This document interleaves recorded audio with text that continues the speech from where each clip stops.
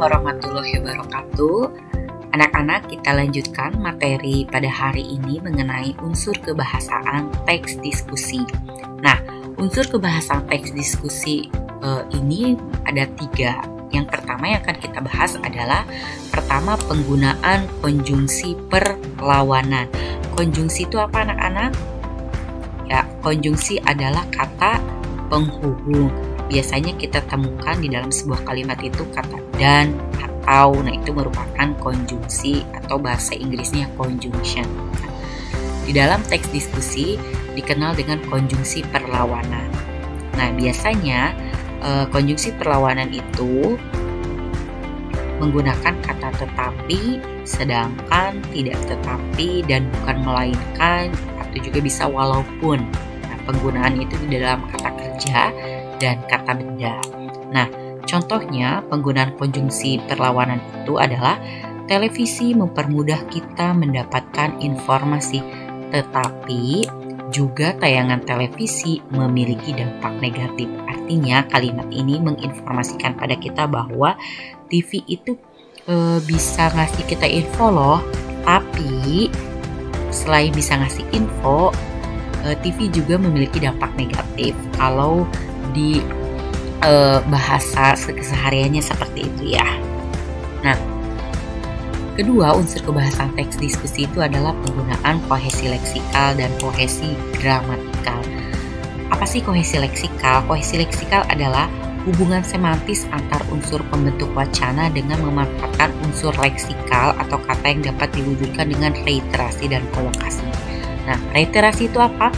Reiterasi adalah pengulangan kata pada kalimat berikutnya untuk memberikan penekanan bahwa kata-kata tersebut merupakan fokus pembicaraan. Jadi reiterasi itu simpelnya itu pengulangan kata di dalam sebuah paragraf dengan tujuan untuk memberikan penekanan yang menjadi fokus pembicaraan.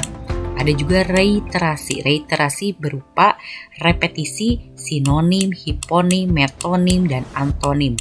Atau yang bisa familiar di kita itu adalah sinonim, ya. Sinonim itu apa, anak-anak? Iya, persamaan kata, dan antonim itu adalah lawan kata. Sedangkan kolokasi adalah hubungan antar kata yang berada pada lingkungan atau bidang yang sama. Selain kohesi leksikal, ada juga kohesi gramatikal. Kohesi gramatikal adalah kepaduan yang dicapai dengan menggunakan elemen dan aturan gramatikal. Kohesi gramatikal dapat berupa rujukan, substitusi, dan elipsis. Simpelnya kalau kohesi gramatikal itu adalah kepaduan yang ditulis oleh penulis untuk yang menggunakan elemen berupa rujukan, substitusi, dan elipsis. Nah, supaya kita lebih memperdalam contoh dari kohesi leksikal dan kohesi gramatikal. Nah, di sini ada kohesi leksikal. Contohnya nih, kita baca ya dalam teks. Bolehkah siswa membawa telepon seluler ke sekolah? Nah, contoh leksikalnya di sini ada 2. Yang A, di samping itu, salah satu keuntungan dari penggunaan telepon seluler di sekolah adalah telepon seluler dapat digunakan sebagai alat bantu, terutama telepon seluler yang dilengkapi dengan berupa aksesoris seperti kalkulator, kamera, dan internet. Nah, yang B, di samping itu, salah satu keuntungan dari penggunaan telepon seluler di sekolah adalah telepon seluler dapat digunakan sebagai alat bantu, terutama telepon seluler yang dilengkapi dengan beberapa aksesoris seperti kalkulator, kamera, dan internet. Aplikasi ini dapat dimanfaatkan untuk membantu siswa dalam bidang akademik. Berdasarkan 2 contoh ini, A dan B, kita bisa memberi penjelasan kalau yang A tersebut dapat dikemukakan bahwa supaya padu penulis mengulang kata telepon seluler beberapa kali nih. Di yang A ini, penulis mengulang kata telepon seluler ya, merupakan kohesi leksikal. Dan yang B, frasa beberapa aksesoris. Nah, aksesoris di sini adalah merupakan sinonim dari kalkulator, kamera, dan internet. Paham ya sampai sini? Nah, ada juga kohesi gramatikal. Kohesi gramatikal itu adalah kepaduan yang dicapai dengan menggunakan elemen dan aturan gramatikal. Contohnya nih, yang A, masyarakat yang setuju bahwa siswa boleh membawa telepon seluler ke sekolah karena hal itu dapat memudahkan orang tua untuk dapat menghubungi anaknya. B, ketika telepon seluler berdering di kelas meskipun hanya bergetar, guru akan kehilangan beberapa saat kesempatan mengajar karena terganggu. Hal itu akan merugikan seluruh kelas. Berdasarkan contoh A tersebutnya, kata anaknya ini merujuk pada orang tua, karena orang tua untuk dapat menghubungi anaknya. Jadi katanya ini merujuk pada kata orang tua. Dan frasa yang B, hal ini merujuk pada kalimat guru akan kehilangan kesempatan mengajar, ya, kesempatan mengajar karena terganggu. Ini frasa ini kepada siapa? Pada guru. Jelas anak-anak ya. Dan yang terakhir ada unsur kebahasaan teks diskusi penggunaan modalitas. Ini unsur kebahasaan yang terakhir di dalam teks diskusi. Salah satu ciri unsur kebahasaan di dalam teks diskusi adalah adanya kata modalitas. Modalitas adalah kata yang mempunyai makna kemungkinan, kenyataan, dan sebagainya yang dinyatakan dalam kalimat. Dalam bahasa Indonesia, modalitas dinyatakan dengan kata-kata harus, akan, ingin, dan mungkin. Ya, jelas ya, jadi ada 3. Nah, baik anak-anak, sebelum ke tugas, kita akan bahas dulu unsur kebahasaan teks diskusinya. Sebelumnya kita sudah bahas strukturnya ya di video sebelumnya. Kita sudah masuk ke unsur kebahasaan di sini, oke. Di dalam isu ini, apakah ada konjungsi perlawanan di sini anak-anak? Kalau kalian baca, tidak ada ya. Tapi di dalam isu ini ada penggunaan kohesi leksikal, yaitu sinonim dari kata siswa-siswi, ini pelajar SMP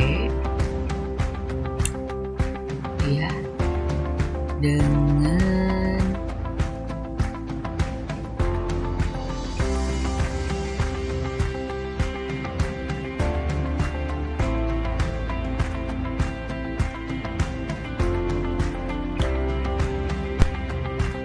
pada pembahasan sebelumnya kita sudah membahas mengenai struktur teks diskusi. Nah, kesempatan kali ini kita akan bahas mengenai menelaah unsur kebahasaannya. Kita akan telaah bagian isu ya. Di bagian isu ini untuk unsur kebahasaan pertama yaitu konjungsi perlawanan. Di sini tidak ada ya, tidak ada kata tetapi, melainkan, walaupun gitu ya. Di sini tidak ada. Tapi di sini ada penggunaan kohesi leksikal, yaitu pengulangan kata di sepeda motor.